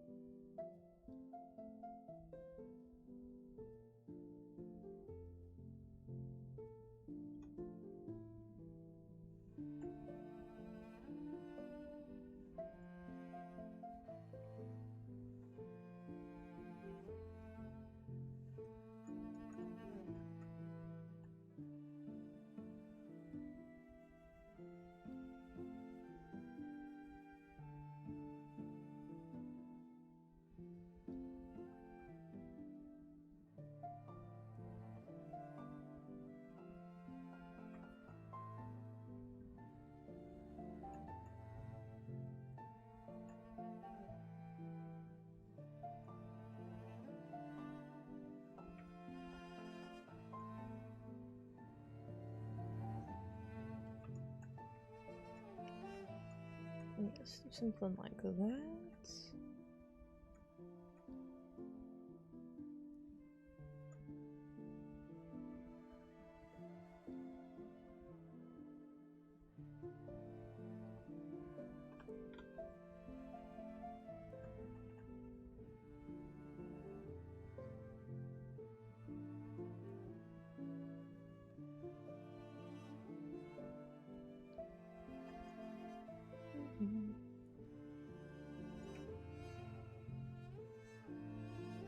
I can't believe how I mean, I know I'm just doing like dumb shit and easy stuff to work with today, but I do sometimes admittedly get nervous for these game dev streams because I'm like, well, I am a game developer, but a lot of the work I do is ugly, intentionally so. There is a reason for that. It's so that, you know, leaving things in an earlier state makes it easier to revise and revisions. That's how you get really polished games, right? The more revision time you have, the more you can like play tests, you know, cause and effect, and see how strong your design really is.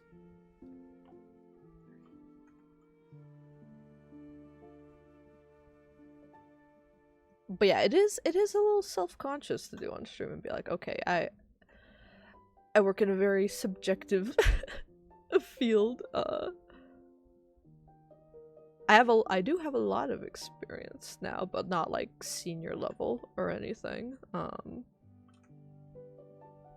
I'm very happy to be back in the indie field, but like you have like 3 game credits. Actually, technically maybe like 4 or 5.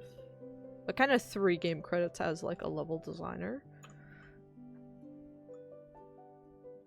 I think it's easy for people outside of the industry to be like, where are all the games?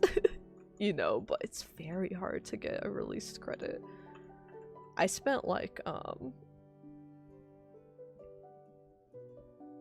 year and a half, almost like 2 years. I think yeah, total like a 2-year drought without credits due to layoffs and due to working on several projects. Some of my favorite work of all time, but I just will never be able to show it. Hopefully one day, but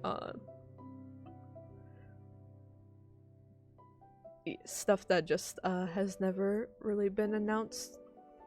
And with the state of the industry, you never know.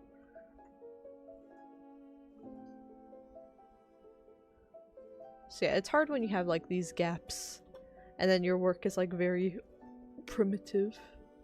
But like I said, I do like to be like honest about levels, especially because there was that when GTA 6 got originally leaked. There was that, I don't know what loser said it. Some loser that's like, actually, it should look better than this because art is finished first in the game development pipeline. That was like the funniest game dev joke. I remember joking about that at like my last job. I remember joking about that still when searching for like my current job. I think it's been joked about a few times at my current job. Like that is just like the funniest thing to game developers, is that quote of, well, actually, you do the art first and then you make the game after, guys. It makes sense, trust me. But there seems to be a lot of misconceptions. Another big one is like this game has so many bugs. Did no one playtest this? Like, they had no QA. Most likely they had a lot of overworked and underpaid QA people writing up bugs. They just didn't give the developers any time to fix it. Sometimes you have like a big list of bugs and you'd want to fix them all, but then you look at the timeline and production's like, well, we need to focus on, like, sometimes there'll be like 20 bugs that are like high priority because they like make the game completely unplayable or ruin super important moments, and you have to prioritize those over like some of the, like, I would call this a pretty visual bug, but if I had like 20 bugs that were causing this level to be unplayable, I would focus on those, and unfortunately something like this would maybe get shipped. Like I said, I saw not a lot of this, but I saw something like this in Tears of the Kingdom, and Nintendo has very high quality control, no matter what you think of them. And if you say, well, what about Pokemon? Pokemon Company is different. I'll give you that.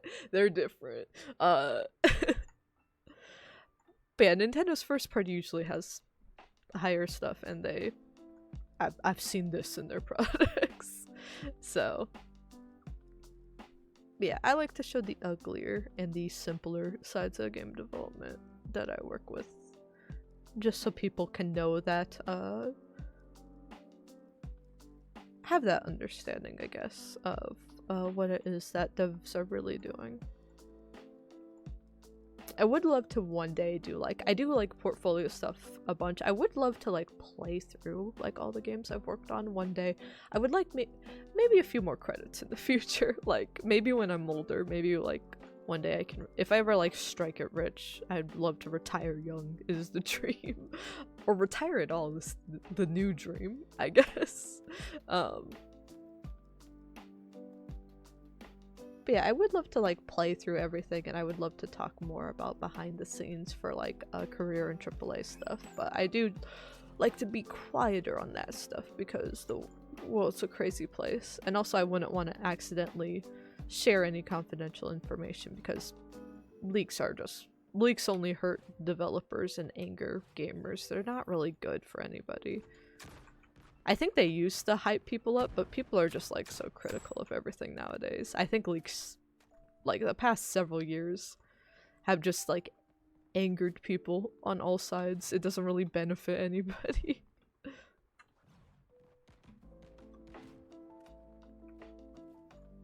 Oh, they jumped down! That's cool, I'm glad they're using that jump down point. Makes it harder for me to play, but if the AI is happy. That looks good. That looks good. For us, for a simpleton, that looks good. For the stuff I usually do for these art passes, these designer art passes. That's pretty good. It's better than whatever I did with the landscape today. But yeah, I was really hoping to, before like shelving this, for a bit, I was really hoping to do set dressing, especially. I've wanted to do set dressing on a lot of maps, and we started those with like foliage, but we kind of haven't done a full actual like prop set dressing pass properly, I feel. So that's stuff I'm hoping to hit on all the levels at the end of December, but we'll see how long it takes us to, we'll see how many game dev slots we have for December. That also depends on some stuff with the charity stream that I will divulge next month. And it also depends how, if we can release, what we'll be doing starting next week and throughout October and November is, if you guys were here last year, you'll remember that for Blocktober, which is basically the level designer equivalent of Inktober, we did a level in Fortnite Creative to switch it up, and we made a tycoon level, which is actually the first like actual. I play a lot of tycoon games and love them, but it was the first actual. Dang, I was so close to the health. Tycoon map that I had made. And I called it Oz Tycoon, and it is still up on Fortnite Creative. I kind of haven't used that account since like last year, I think. Did we? I think maybe I guess we might have revisited it a little bit at the start of this year, actually. We might have still been doing some levels like that, but oh my gosh, the collision. I might need to turn down the collision profiles on that too. Oh no, I forgot the... What have I done? I forgot to add blockout. Though actually that looks kind of cool, the pieces.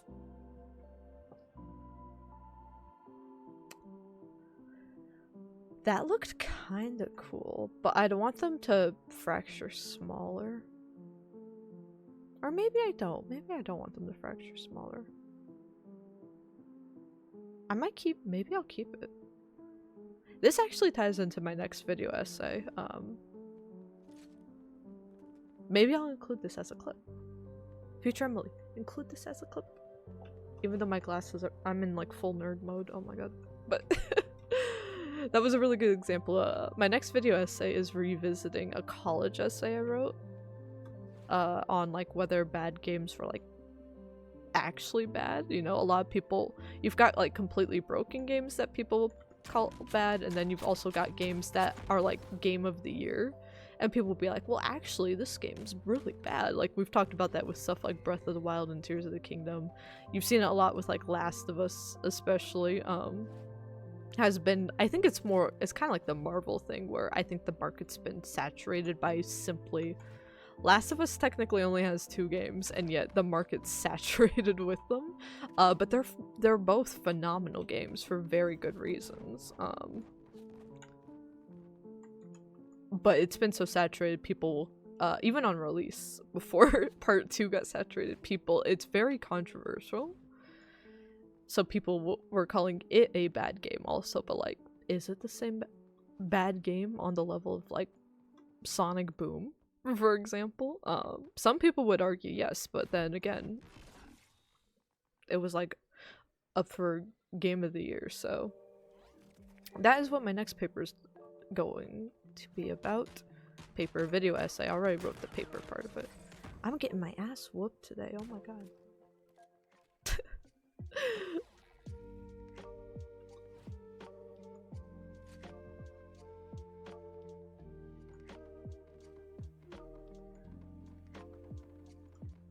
Maybe I need to put more weapon pickups. I'm like very much struggling to get to weapon pickups.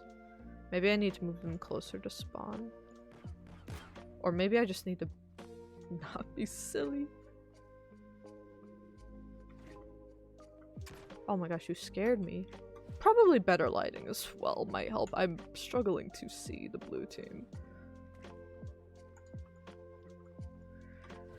But yeah, I definitely have a bit in the paper about,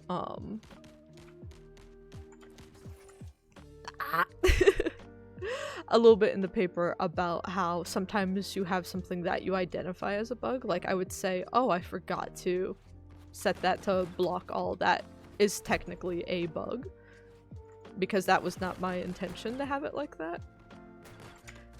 But then I watched it and I'm like, that looks really cool when it falls over.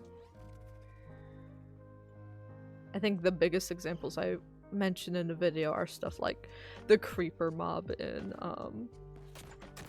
Minecraft and stuff like the briefcase in Hitman. Things that did not work at all like they were supposed to, but the bugs were like, you're like, well, wait a minute, that's kind of funny. So definitely was trying to think of like a good game dev reference I could do for my own stuff, but I think this stream will actually, it's like the perfect application of what I'm talking about.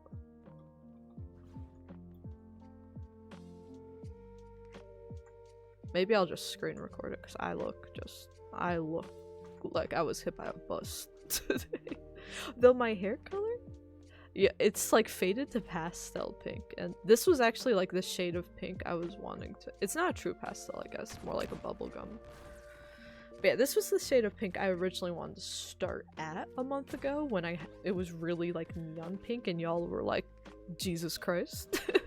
But I did like the neon pink. I'll probably will go back to it sometime next year. But yeah, I originally wanted it to be this color right off the bat, and my stylist was like, we can do pastels, but it'll probably fry your hair a bit, and also it will like wash out in like a week. So in order for it to be more pigmented, we were like, let's just do a really bright pink that'll fade to a pastel, and like it's kind of toned underneath too. I think it might be like a level 9 or 10 underneath, because it's been fading to like a white color in the front, and I am really excited about that, because I have always wanted to do pastel or platinum colored hair as well. So maybe I'll add some, like, see if we can do some platinum pieces. I'm getting my ass beat. Where is my okay, I'm obviously too tired to play test, but the bots are navigating around. I'm actually fine with that, because I've run into issues with Lyra before where it's kind of worse if there's no activity and you're hunting down the bots a little too much, because it means there's probably something wrong with their nav. But there's a lot of crossfire right between them and between your team as well, so I think it's working out. Or I know why this looks weird, because we messed with the directional light when I was trying to figure out what was wrong with the shader.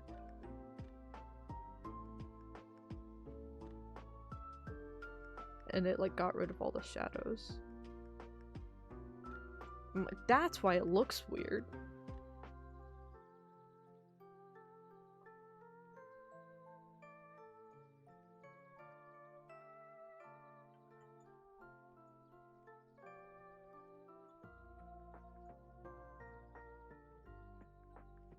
Okay, that already looks way better. But yeah, I'll actually save the rest of the lighting stuff, but I was like, why does it look unlit?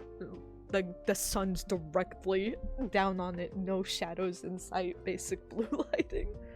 Why does my level look bad? Oh, well, I think I'm happy with putting this. I'm still gonna call it a blockout because it's very designer art and blocky, but I do want to move it into actually looking a little more like something akin to a actual art pass in the future. For all three of our Kid Icarus remake arenas, I would like to give it that amount of polish. Hopefully, we'll see how much time we have for it in December, and then we'll probably continue this into the new year, but I might pull you guys on if you want to see more maps like this, or if we want to start up a smaller project, or if we want to do different types of creative streams. I might pull you guys on different platforms to see what the interest is, but we'll definitely be revisiting our existing arenas at the end of the year, and likely a little into next year as well. Because like I said, I would like to kind of be off and on with this project until Nintendo announces some new Kid Icarus stuff. And at the moment, we may be on this project for a very, very long time. So, I don't have problems taking our time with it. But yeah, Oz Tycoon, that Fortnite Creative Tycoon we made last year, is coming back, so I want to do a planning stream next week. Probably won't be as long because it'll be a planning stream, right? But yeah, we'll pull up our Miro board and we'll organize, and we might pull up the map as well, and just kind of focus on, do we want to update the existing map? Do we want to duplicate it and release it as a new thing? Do we want to completely remake it from scratch? Do we want to alter what's there? And mainly the big bullet points we'll use to decide and answer all those questions is, like, what are the specific things that I like in other Tycoon maps that are missing or just lacking polish in our map? Like, what's setting it apart from being just kind of a one-off kind of clunky project to being an actual polished map that has some value to it. So we were going to plan that out next Friday, and then we'll probably start it, because I will be out of town the following Friday, so we will start it like the first full week of streaming that we have in October. And yeah, also, not this weekend we are playing Pretty Derby tomorrow. If you missed the first stream of that, I've been playing it off stream, I've been grinding, I'm starting to understand how the game works. So we are going to do one more stream of that tomorrow, and then we are going to